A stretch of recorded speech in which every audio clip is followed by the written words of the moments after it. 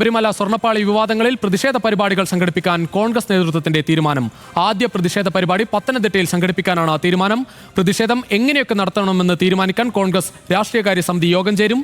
വിശദാംശങ്ങളുമായി തിരുവനന്തപുരത്ത് നിന്ന് PR പ്രവീണ ചേരുകയാണ്. PR പ്രവീണ, ഏറ്റവും പ്രധാനപ്പെട്ട കാര്യം, 2 തെരഞ്ഞെടുപ്പ് വരാനിരിക്കുന്നു. വലിയ പ്രതിഷേധങ്ങളിലേക്ക് കാര്യങ്ങൾ പോവുകയാണ്. കോൺഗ്രസ് പ്രതിഷേധ സമരത്തിലേക്ക് കടക്കുകയാണ്. യുവതീ പ്രവേശന വിഷയവുമായി ബന്ധപ്പെട്ടാണ് കോൺഗ്രസ് ഇത്ര വലിയ ഒരു സമരം നേരത്തെ സംഘടിപ്പിച്ചത്. അതുപോലെ ആ തരത്തിൽ തന്നെ ഭക്തരെ വിശ്വാസത്തിലെടുക്കുക എന്നൊരു ലക്ഷ്യം കൂടിയുണ്ട്.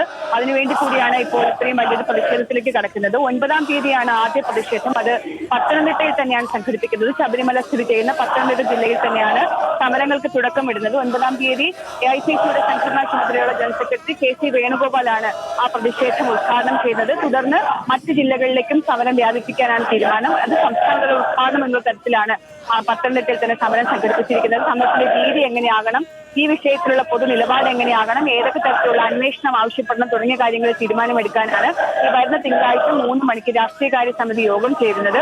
ഇതിനിടയിൽ ഇപ്പോൾ യൂത്ത് കോൺഗ്രസിന്റെ ജില്ലാ കമ്മിറ്റിയുടെ, തിരുവനന്തപുരം ജില്ലാ കമ്മിറ്റിയുടെ സമരം ഇപ്പോൾ ദേവസ്വം ബോർഡ് ആസ്ഥാനത്തേക്ക് നടന്നിട്ടുണ്ട്. ഇതിൽ കുറച്ചുപേർ കറുത്ത വസ്ത്രങ്ങൾ ധരിച്ചാണ് എത്തിയത്.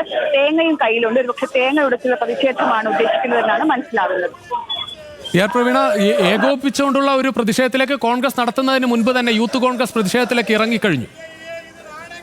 ജില്ലകളിൽ, അതായത് യൂത്ത് കോൺഗ്രസ് ഒരു പോഷക സംഘടനയാണ്. അവർക്ക് സമരം നയിക്കാനുള്ള അവകാശമുണ്ട്. ആ ഒരു രീതി കൂടിയാണ് ഇപ്പോൾ തിരുവനന്തപുരം ജില്ലാ കമ്മിറ്റി ആദ്യ പ്രതിഷേധം എന്നുള്ള നിലയിൽ ഒരു പ്രതിഷേധം സംഘടിപ്പിച്ചിരിക്കുന്നത്. ഇതിൽ മുൻനിരയിൽ വന്ന ഒരു 10 പേരെങ്കിലും കറുത്ത വേഷം ധരിച്ചാണ് വന്നത്. കയ്യിൽ തേങ്ങകളും കരുതിയിട്ടുണ്ട്.